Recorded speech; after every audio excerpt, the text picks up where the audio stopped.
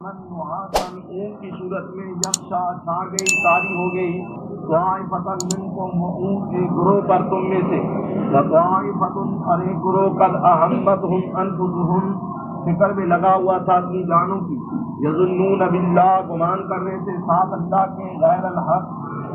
سوائے حق کے، ظن الجاہلیہ، گمان جاہلیت کا، یقولون، کہہ رہے تھے، اللہ کیا ہے واسطے ہمارے، من الامر، اختیار سے، فیصلے سے، حکم سے، من شیء، کچھ بھی، قل کہہ دیجیے، ان الامر، بے شک اختیار، کلہ، سارے کا سارا، للہ، واسطے اللہ کے، یخفون فی انفسہم، چھپائے ہوئے ہیں بیچ اپنے دلوں کے، ما وہ چیز چھپاتے ہیں بیچ اپنے دلوں کے، ما وہ چیز لا یبدون، جو نہیں ظاہر کرتے، لکا، واسطے تیرے، یقولون، کہتے ہیں، لو کان لنا،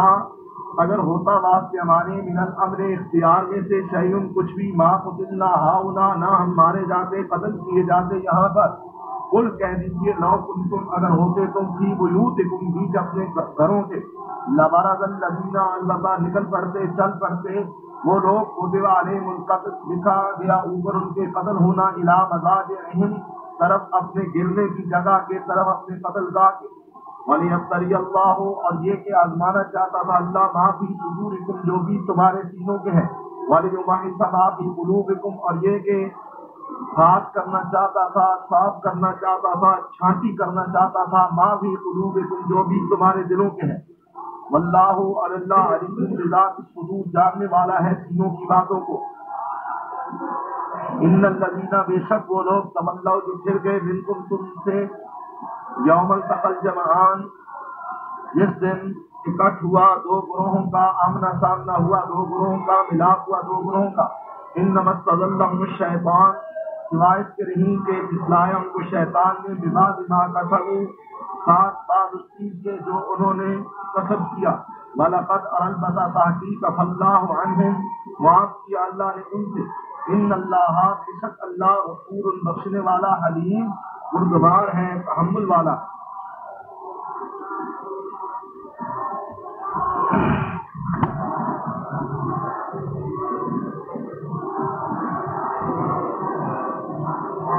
غزوہ احد کے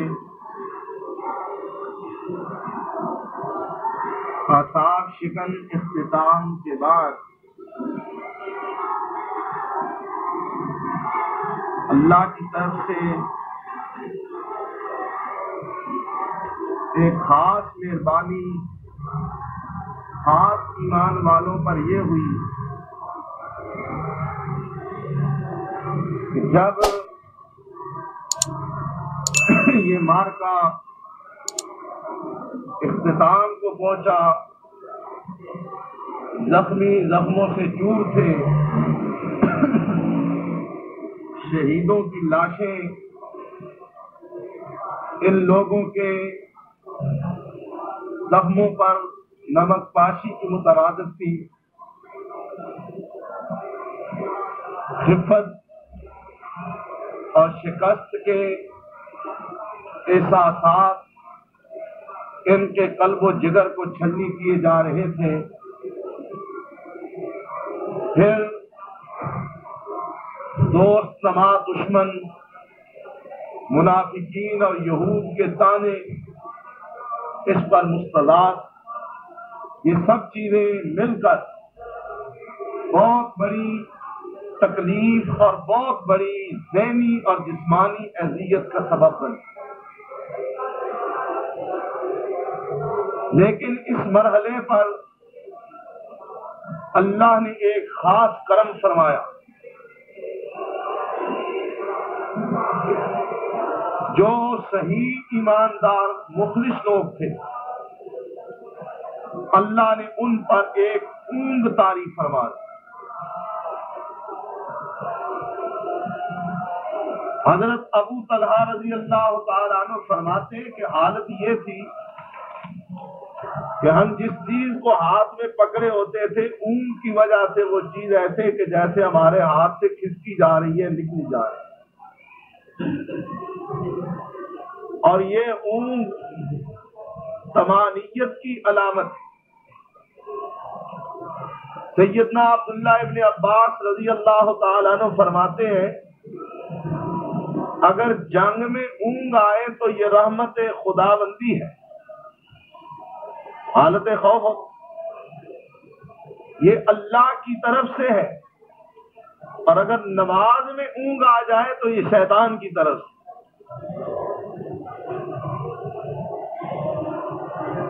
نماز میں اونگ آ جائے تو یوں سمجھے کہ یہ شیطان کی طرف سے۔ اللہ نے ان پر یہ کرم کیا، اور اس کرم کا اظہار اس طرح فرمایا کہ ثم انزل علیکم من بعد الغم امنۃ، پھر نازل کیا اوپر تمہارے غم کے بعد امن کو۔ وہ امن کس صورت میں تھا؟ نعاسا، اونگ کی صورت میں۔ یخشا طائفۃ منکم، وہ اونگ طاری ہو رہی تھی، چھا رہی تھی ایک گروہ پر تم میں سے۔ اس نیند، اس اونگ کی وجہ سے ان کو سکون ملا۔ وہ جو سوچ اور تصورات کی دنیا میں مختلف فکر ان کو لاحق تھے، اس اونگ کے غلبے سے وہ تفکرات دور ہو گئے۔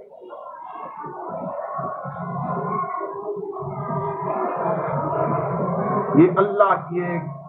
رحمت اور نعمت ہے، نیند یا اونگ آرام کی، تسکین کی نشانی،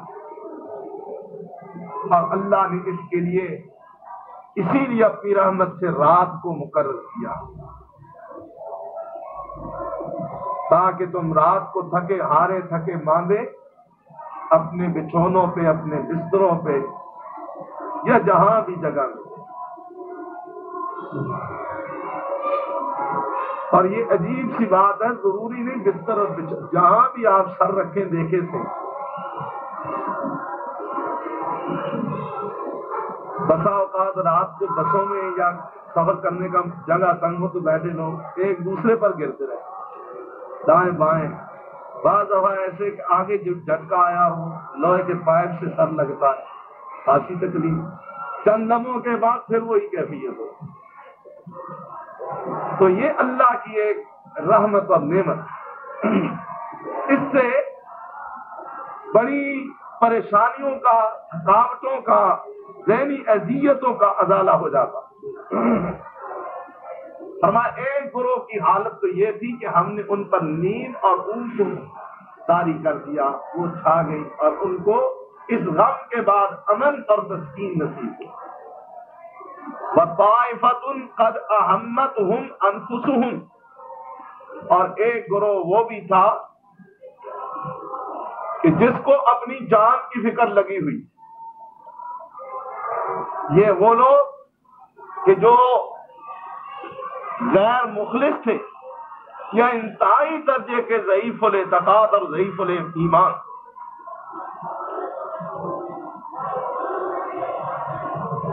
جن کا ابھی ایمان اللہ کی کسوٹی ایمان پر پورا نہیں اترا۔ بعد میں ان کے لیے موقع تھا یا اپنے ایمان کو درست کر لیں، یا پھر وہ ایمان کے بجائے کسی اور چیز کو اپنے لیے پسند کر لیں۔ بہرحال یہ دوسرا گروہ تھا۔ ایمان والوں کی نشانی یہ کہ ان پر اونگ طاری کی، تسکین اور اطمینان سے۔ اس کے ماں سوا جو لوگ تھے ان کو اپنی جانوں کی فکر لگی ہوئی تھی کہ جی اب ہم ہار گئے، اب دشمن غالب آ گیا، پتہ نہیں اب ہمیں امن سے بیٹھنے نہیں دے گا، یہ نہیں پتہ نہیں کب ہم پہ حملہ ہو جائے، کب ہم لٹ جائیں، کب ہم اجڑ جائیں۔ بس یہی ان کو مستقبل کے اندیشے اور خطرے تصورات کی دنیا میں گھیرے ہوئے۔ فرمایا یظنون باللہ غیر الحق ظن الجاہلیہ، وہ انہی اندیشوں اور وسوسوں میں گھرے ہوئے اللہ کے بارے میں گمان کر رہے تھے۔ کون سے گمان؟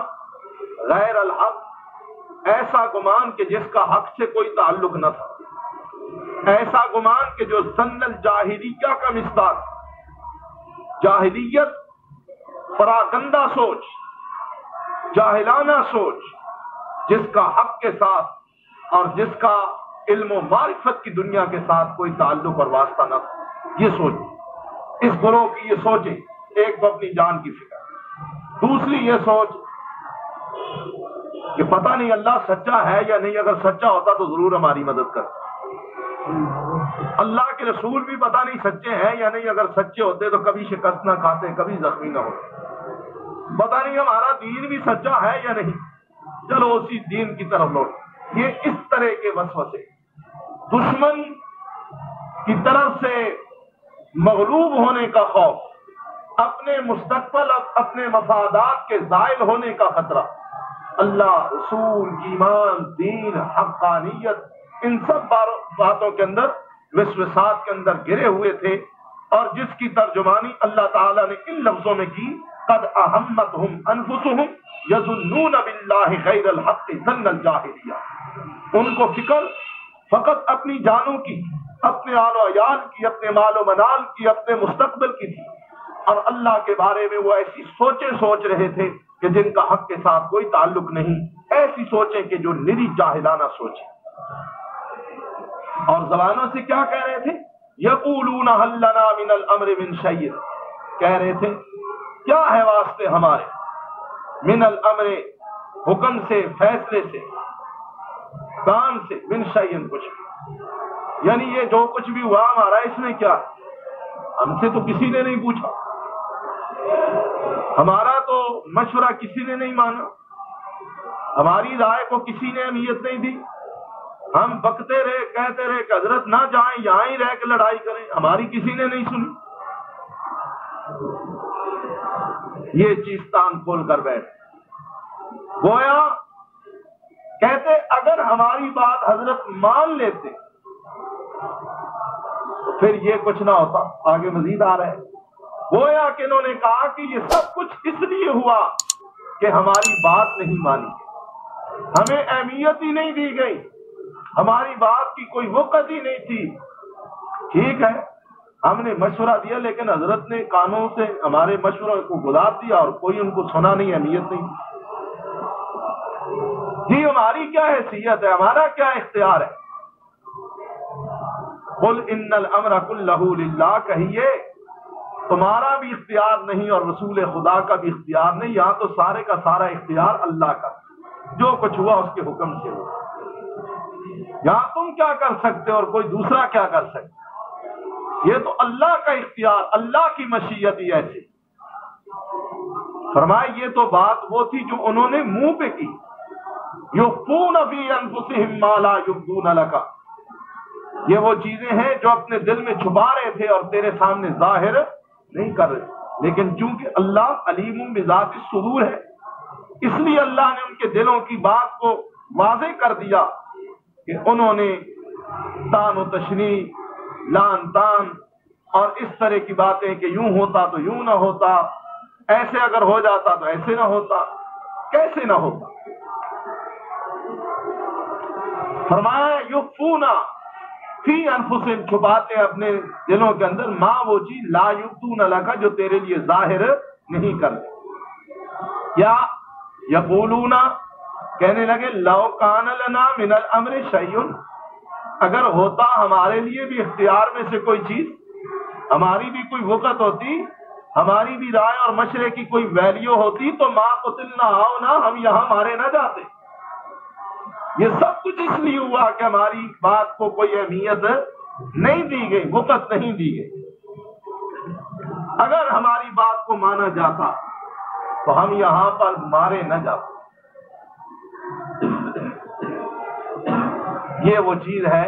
کہ جہاں پہ آ کے انسان مار کھا جاتا ہے. کہتا اگر میں ایسے نہ کرتا تو ایسے نہ ہوتا, اگر میں بس میں نہ بیٹھتا تو ایکسیڈنٹ نہ ہوتا, میں مرتا. تو کیسے نہ مرتا, تو نے مرنا تھا اس لیے تو بیٹھ گیا. اگر اتنا ہی تو قادر ہے تو بیٹھتا ہی نہ, بیٹھا کیوں تھا؟ اب جو کہتا اگر میں بیٹھتا تو ایسے نہ ہوتا, اب اگر مگر کا کیا فائدہ؟ اللہ رب العزت فرماتے ہیں یہ غلط بات تھی, اگر ایسے نہ کرتا تو ایسے. یہ وہ باتیں ہیں جو بہت ہی غلط بات. اللہ فرماتے لو کنتم فی بیوتکم, اگر تم اپنے گھروں کے اندر ہوتے, میں نے اس دن بھی آپ کی خدمت میں عرض کیا تھا کہ اگر کوئی یہ سمجھتا ہے کہ جی میں جہاد میں جاؤں گا تو شہید ہو جاؤں، تو کیا ساری دنیا میدان جہاد میں ہی مرتی؟ اگر ہزاروں آدمی وہاں مرتے ہیں تو کروڑوں اپنے بستروں پہ مرتے ہیں۔ یہ اگر مگر کی یہاں کوئی بات نہیں،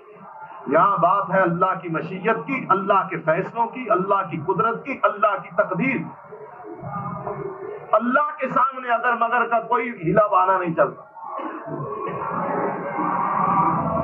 فرمایا اگر تم اپنے گھروں کے اندر بھی ہوتے، لو کنتم فی بیوتکم، اگر تم اپنے گھروں کے اندر بھی ہوتے تو لبرز الذین،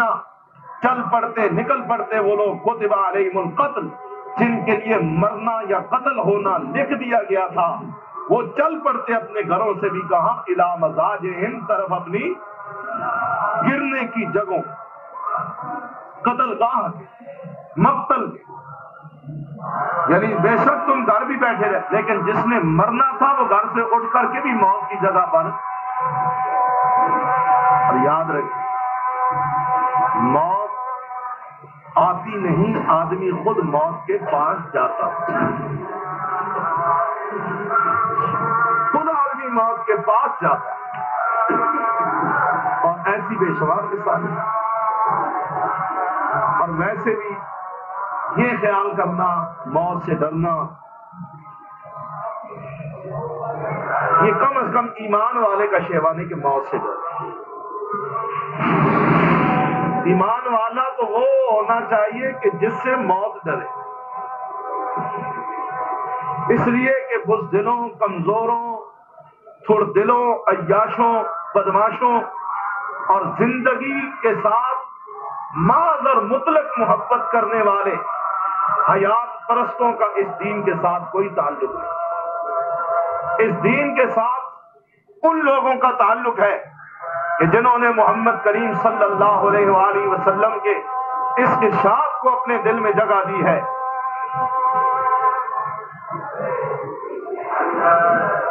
اکثروا ذکرھا ضمن لذات الموت، اس موت کو کثرت سے یاد کرو، بہت زیادہ یاد کرو، جو موت دنیا کی لذتوں کا خاتمہ کرے۔ فرمایا اس موت کا خیال رکھو جو تمہاری جوتی کے تسمے سے بھی تمہارے زیادہ قریب ہے، اور اس موت کا یوں احساس دلایا کہ کن فی الدنیا کأنک غریبا او عابر سبیل، اذا اصبحت فلا تنتظر المساء واذا امسیت فلا تنتظر الصباح۔ دنیا میں یوں رہو، دنیا کی مثال اور تمہاری ایسے ہے کہ جیسے کسی راہ چلتے مسافر کو کسی درخت کے نیچے چند لمحے سستانے کے لیے مل جاتے، یا وہ مسافر کسی صحرا میں، یا وہ مسافر کسی سرائے میں چند لمحے رکتا ہے، لیکن وہ جگہ اس کی ہوتی نہیں، اس نے آگے جانا ہوتا ہے۔ تمہاری اور دنیا کی مثال ایسے ہی ہے۔ اور جب تم صبح کرو تو لا تنتظر المساء، پھر شام کا انتظار نہ کرو، اور جب تم شام دیکھ لو تو پھر صبح کی امید نہ رکھو، پتہ نہیں صبح آنی ہے یا نہیں۔ اور جب اتنا قریب کر دیا گیا ہو بندہ مومن کو اور موت کو، تو پھر وہ موت سے کیا گھبرائے گا۔ بہرحال فرمایا اگر تم اپنے گھروں کے اندر بھی ہو تو جنہوں نے مرنا ہے وہ اپنے گھروں سے اٹھ کر کے بھی اپنے مرنے کی جگہ پر جا پہنچے۔ وَلِيَبْتَلِيَ اللَّهُ مَا فِي صُدُورِكُمْ وَلِيُمَحِّصَ مَا فِي قُلُوبِكُمْ۔ اور یہ جو کچھ ہوا یہ اس لیے ہوا کہ اللہ تعالی آزمانا چاہتا تھا، جانچنا چاہتا تھا اس بات کو جو بھی تمہارے سینوں کے، اور اللہ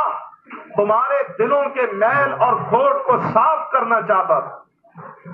اللہ نے اس کے ذریعے جانچ لیا کہ کس کے دل کے اندر صحیح خالص ایمان ہے اور کس کے دل کے اندر ابھی تزلزل ہے، کون ابھی ڈھل مل یقین ہے، کس کا ایمان ابھی کچا ہے، کس کے ایمان نے ابھی پختگی اختیار نہیں کی، کس کے ایمان نے ابھی اس کے دل کے اندر جڑ نہیں پکڑی، اور کس کے دل میں ایمان ہے لیکن ساتھ کھوٹ بھی ہے، کس کے دل میں اللہ پر ایمان بھی ہے لیکن ساتھ اس کی ذات کے بارے میں بدگمانی بھی ہے۔ فرمایا یہ سب باتیں اللہ جانچنا چاہتا تھا، اور جن کے دل صاف ہونے کے قابل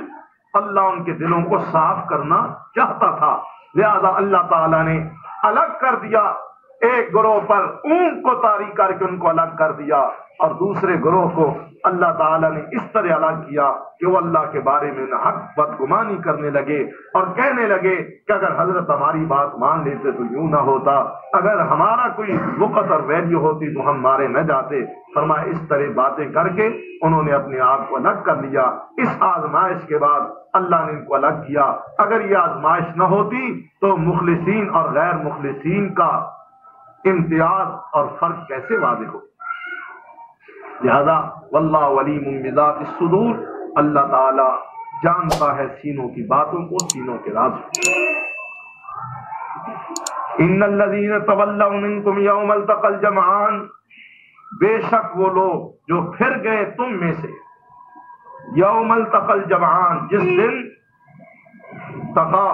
ملی، آمنے سامنے ہوئی، ملاپ ہوا، الجمعان دو جماعتوں کا، دو گروہوں کا۔ فرمایا جس دن دو گروہ ملے یعنی جنگ ہوئی، مسلمانوں کے لشکر اور کافروں کے لشکر، تو تم میں سے وہ لوگ بھی تھے جو پھر گئے، اور ان کے پھرنے کی وجہ کیا تھی؟ انما استزلهم الشیطان ببعض ما کسبوا، سوائے اس کے نہیں کہ ان کو شیطان نے پھسلایا بسبب بعض اس چیز کے کہ جو انہوں نے کسب کیا۔ شیطان نے ان کو پھسلایا اس چیز کے سبب کہ جو ان کا کسب تھا، اور وہ پھسلنا ایک مال کی طمع کہ ہم بھی سمیٹ لیں، اور دوسرا حکم رسول کی نافرمانی۔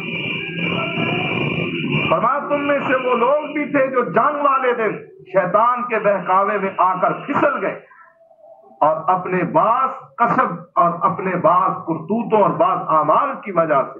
وہ شیطان کے بہکاوے میں آ گئے۔ لیکن وَلَقَدْ عَفَا اللَّهُ عَنْكُمْ، پھر آ گئی وہی بات، خوب اللہ کریم نے بھی مالش کی نہ دی، اور آخر میں فرما دیا عَفَا اللَّهُ عَنْكُمْ، اللہ نے معاف کر دیا۔ لیکن یہ نہ سمجھو کہ معافی آنکھیں بند کر کے ہوگی جو چاہو کرتے ہو، نہیں، اللہ گرفت بھی کرتا ہے۔ آئندہ یہ بات، میں نے معاف تو کر دیا لیکن آئندہ یہ بات نہ، گویا کہ کوتاہیوں کی نشاندہی، اور جہاں اصلاح کی ضرورت ہے اصلاح، اور جہاں اللہ تعالی نے کسی چیز کی تربیت اور پختگی کو بروئے کار لانا چاہ تو تربیت فرمائی، ذہنوں کو پختہ کیا، لیکن ساتھ فرما دیا عفا اللہ عنہ، اللہ نے ان سے معاف کر دیا۔ حضرت عبداللہ ابن عمر رضی اللہ تعالی عنہ کے بعد سامنے ایک آدمی نے حضرت عثمان رضی اللہ عنہ کے بارے میں کچھ ناپسندیدہ خیالات کا اظہار کیا، تو عبداللہ ابن عمر نے روکا ٹوکا، خبردار عثمان کے بارے میں قطعاً کوئی بات نہ کرو۔ اور یہ صحابہ کی ایک بڑی خوبی کی بات تھی، کاش اللہ ہمیں بھی یہ سوچ دے دے کہ ان کے سامنے اگر کوئی کسی کی غیبت کرتا، اپنے کسی بھائی کی برائی کرتا، اس کی کوتاہی کو چھالتا، تو وہ اس کو وہیں پر ٹوک دیتے اور اس کا منہ بند کر دیتے کہ ہم کسی کی غیبت اور برائی سننے کے لیے تیار ہیں۔ اور ہم تو ماشاءاللہ جی چسکے لیتے ہیں، ایک بات کوئی کرے دو ہم لگاتے ہیں، دو وہ کرے چار ہم لگاتے ہیں۔ یہ بہت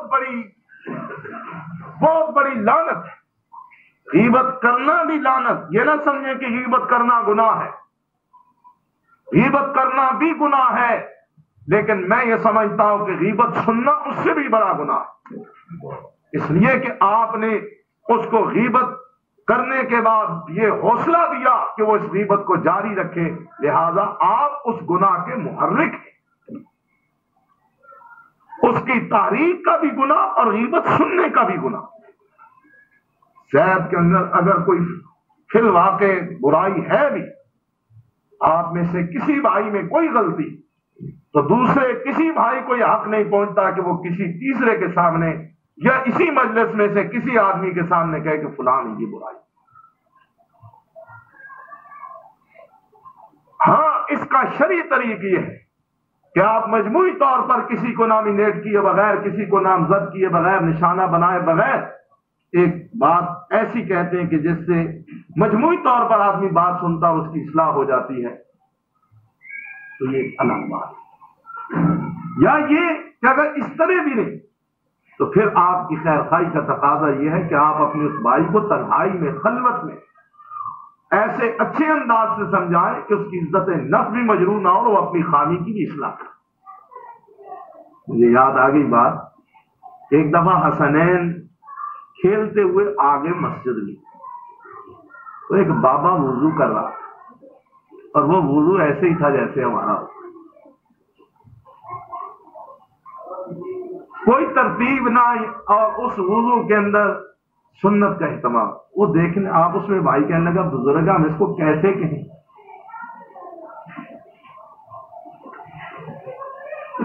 ادب کا بھی پاس تھا، بزرگی کا بھی لحاظ تھا۔ ہم مطلب بابا ٹھیک ہے، تک چٹی داڑھی ہوگی تمہیں وضو نہ پڑتا۔ ہمارے بڑے مولوی صاحب ہیں، بڑے اچھے خطیب ہیں، واعظ ہیں، ان سے کسی بزرگ نے مسئلہ پوچھا کہ حضرت یہ مسئلہ مجھے، انہوں نے جواب یہ دیا تیری چٹی داڑھی ہو گئی تک تیرے مسئلے کا پتہ نہیں، یہ مسئلہ بتایا، تیری داڑھی سفید ہو گئی ابھی تک مسئلے کا پتہ نہیں، تو بیچارہ چپ ہو گیا، اب کیا کریں، لگی کوئی بات۔ انہوں نے کہا اب بابے کی اصلاح بھی کرنی ہے لیکن اس کی عزت نفس اور بزرگی کا بھی ہمیں پاس ہو گیا۔ کہنے لگے محترم بزرگوار، ہم بھائی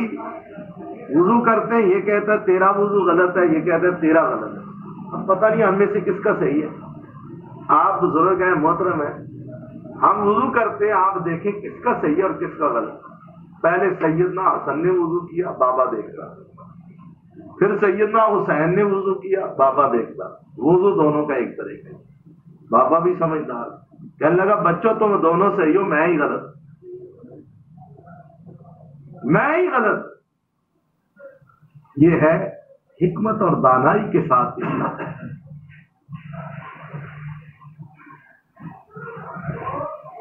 تو خیر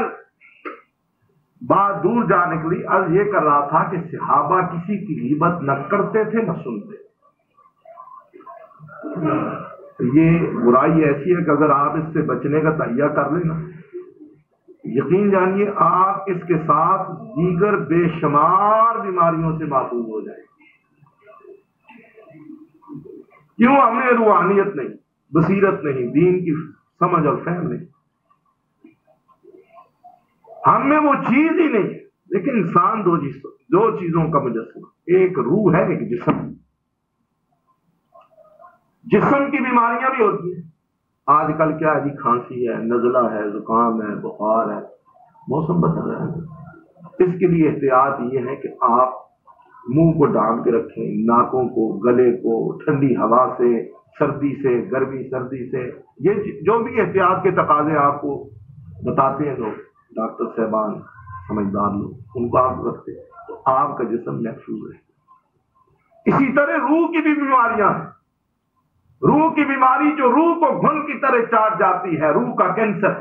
کیا ہے؟ جھوٹ، غیبت، حسد، کینہ، یہ العاذ القیاس، یہ روح کی بیماریاں ہیں۔ ان چیزوں سے روح برباد ہو جاتی ہے۔ جس طرح آپ اپنے جسم کی حفاظت فرض سمجھتے ہیں اور کوشش کرتے ہیں کہ بچے، اسی طرح آپ روح کی بھی حفاظت کریں، اس کو بھی ان بیماریوں سے بچائیں۔ اگر جسم بیمار ہو جائے تو دوا کرتے، گولی کھا لی، ٹیکا لگوا لیا، سیرپ پی لیا، یہ کر لیا، وہ کر لیا، ہے نا۔ اسی طرح اگر روح بیمار ہو جائے تو اس کا علاج یہ ہے کہ زبان پہ تالا لگا دو اور اللہ کے ذکر کے ساتھ روح کی بیماریوں کو دور کرنے کی کوشش۔ تو بھائی عرض یہ کر رہا تھا سیدنا عثمان کی، کہا خبردار میرے سامنے مت عثمان کا ذکر کرو، عثمان خیار الامہ ہے، امت کا بہترین آدمی ہے، اور جس کے نکاح میں نبی رحمت کی 2 صاحبزادیاں۔ اس نے کہا کہ جی آپ یوں ہی عثمان کی وکالت کرتے ہیں، عثمان تو عہد والے دن بھاگ گیا تھا۔ عبداللہ ابن عمر نے فرمایا بھاگے اور بھی بہت سارے تھے، لیکن کیا تو نے قرآن نہیں پڑھا وَلَقَدْ عَفَا اللَّهُ عَنْهُمْ، اللہ نے ان کو معاف کر دیا ہے۔ اگر فی الواقع ایسے ہے بھی، اللہ نے تو ان کو معاف کر دیا، تو ان پر فرد جرم عائد کرنے والا کون؟ مورخین نے لکھا ہے کہ اس آدمی کی اس بات کی وجہ سے عبداللہ ابن عمر نے اس کو اتنا ڈانٹا، فرمایا کہ میرا دل نہیں کرتا اگر شرعی رکاوٹ مانے اور حائل نہ ہوتی تو میں زندگی بھر تیرے ساتھ کلام نہ کرتا، لیکن شریعت میں 3 دن سے زیادہ ناراضگی، اس لیے اللہ نے ان کو معاف کر دیا۔ اگر فی الواقع کسی سے کوتاہی ہوئی بھی، اور ہوئی ہے، ظاہر ہے یہ کوتاہی کا نتیجہ ہے کہ اللہ تعالیٰ ان کی اصلاح کر رہا ہے، ان کی صفائی کر رہا ہے، کہیں ڈانٹ رہا ہے، کہیں شفقت کر رہا ہے، گویا کہ ان کی تربیت، اصلاح اور ان کی تعمیر کی جا رہی ہے، لیکن ساتھ ساتھ واضح طور پہ بار بار فرما دیا گیا کہ وَلَقَدْ عَفَا اللَّهُ عَنْهُمْ، اللہ نے ان کو معاف کر دیا۔ ان اللہ غفور حلیم، بے شک اللہ بخشنے والا، تحمل والا ہے۔ یعنی اللہ اتنا جلد باز نہیں ہے کہ ان لوگوں نے کوتاہی کی اور فوراً کہے کہ چلو تم گئے جہنم، نہیں، بلکہ اللہ بردبار ہے، تحمل سے، عفو و درگزر سے، بخشش سے، رحمت سے ان کی اصلاح کر کے ان کو سدھرنے کا، سنورنے کا موقع دے رہا۔ اور پھر یہ حربہ کار ثابت ہوا، یہی لوگ جو آج اتنے کچے تھے، بھاگ گئے تھے، کمزوریوں اور کوتاہیوں کا انہوں نے ارتکاب کیا تھا، لیکن کل انہی کے ہاتھوں سے اللہ نے وہ مار کے سرزد کروائے کہ جو موعظوں سے کام نہ تھے۔ یہی وہ لوگ تھے جو آگے چل کر امت کے پیشوا بنے، اور یہی وہ لوگ تھے کہ جنہوں نے 4 دان عالم میں فتوحات کے پھریرے لہرائے، اور یہی وہ لوگ تھے کہ جنہوں نے اسلام کے نام کو اتنا بلند اور روشن کیا کہ آج تک اسلام زندہ ہے اور پرچم اسلام سر بلند ہے۔ یہ انہی کی محنتوں کا نتیجہ تھا۔ اللہ تعالیٰ نے اس بہترین گروہ کی تربیت بھی اپنے بہترین کلام کے ساتھ اور اپنے بہترین طبیب اور حکیم پیغمبر رحمت کی ذات کے ساتھ فرمائی۔ ثم انزل علیکم، پھر نازل کیا اوپر تمہارے، من بعد الغم، غم کے بعد، امنتن، امن، نعاسن، اونگ کی صورت میں، یغشا، چھا گیا، چھا گئی اونگ، طائفتن منکم، ایک گروہ پر تم میں سے، و طائفتن، اور ایک گروہ، قد اہمتہم، تحقیق فکر میں لگا ہوا تھا، انفسہم، اپنی جانوں کے بارے میں، یظنون باللہ، گمان کر رہے تھے ساتھ اللہ کے، غیر الحق کے، سوائے حق کے، نہ حق، خلاف حق، ظن الجاہلیہ، گمان جاہلیت کا، یقولون، کہہ رہے تھے، حل لنا من الامر من شیء، کیا ہے واسطے ہمارے اختیار میں سے کوئی چیز، کل کہہ دیجئے، ان الامر، بے شک اختیار، کلہ، سارے کا سارا، للہ، واسطے اللہ کے ہے، یخفون فی انفسہم، چھپاتے ہیں بیچ اپنے جیوں کے، ما وہ چیز، لا یبدون لک، جو نہیں ظاہر کرتے واسطے تیرے، یقولون، کہتے ہیں، لو کان لنا، اگر ہوتا واسطے ہمارے، من الامر شیء، اختیار میں سے کچھ بھی، ما قتلنا ہاؤنا، نہ ہم یہاں مارے جاتے، قل کہہ دیجئے، لو کنتم فی بیوتکم، اگر ہوتے تم بیچ اپنے گھروں کے، لبرز الذین، البتہ نکل پڑتے، چل پڑتے، الذین، وہ لوگ، کتب علیہم القتل، لکھا گیا اوپر ان کے قتل ہونا، الی مضاجعہم، طرف اپنے مقتل کے، اپنے گرنے کی جگہوں کے، ولیبتلی اللہ ما فی صدورکم، اور یہ کہ آزمانا چاہتا تھا اللہ جو بھی تمہارے سینوں کے ہے، ولیمحص ما فی قلوبکم، اور یہ کہ خاص کرنا چاہتا تھا اللہ جو کچھ بھی تمہارے دلوں کے ہے، واللہ، اللہ علیم بذات الصدور، جاننے والا ہے سینوں کی باتوں کو۔ ان الذین، بے شک وہ لوگ، تولوا، جو پھر گئے، منکم، تم میں سے، یوم التقى الجمعان، 2 گروہوں کے ملنے کے دن، انما استزلهم الشیطان، سوائے اس کے نہیں کہ پھسلایا ان کو شیطان نے، ببعض ما کسبوا، بسبب بعض اس چیز کے کہ جو انہوں نے کسب کیا، وَلَقَدْ عَفَا اللَّهُ عَنْهُمْ، اور البتہ تحقیق معاف کیا اللہ نے ان سے، ان اللہ غفور حلیم، بے شک اللہ بخشنے والا، تحمل والا ہے۔ ثم انزل علیکم